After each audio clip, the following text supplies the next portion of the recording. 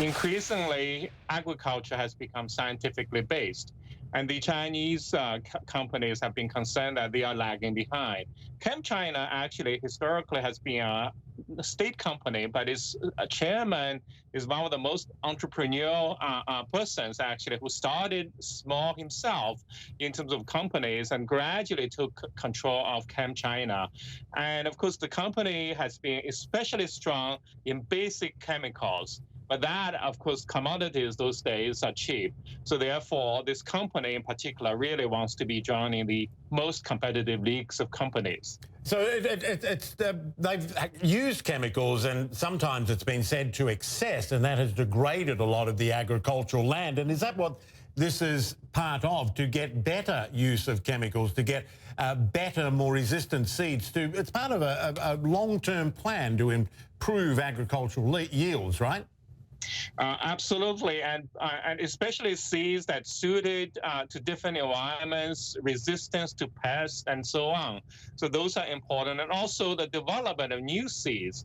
Of course, China has been, the public in particular, has been fairly resistant to GMOs and so on. So it'd be very interesting to watch. Used to be the Chinese public was resistance because it's the Monsantos of the world that dominated, and now China has the chance to own one of the biggest companies in this particular sector.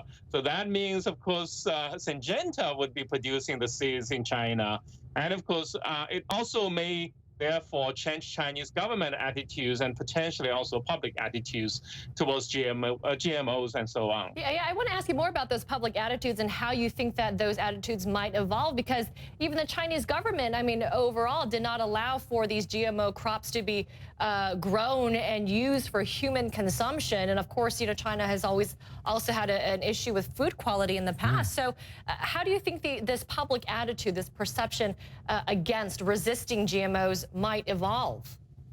Well, I think that's where a little dose of nationalism could actually help, in the sense that now many Chinese could claim that it's a Chinese company.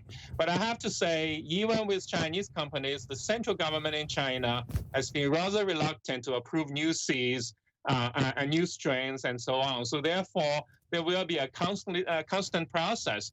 And one of the challenges for other companies also has been to gain access to the Chinese market by joining hands with the Chinese. Actually, Syngenta therefore gains the potential insider's edge in the Chinese market.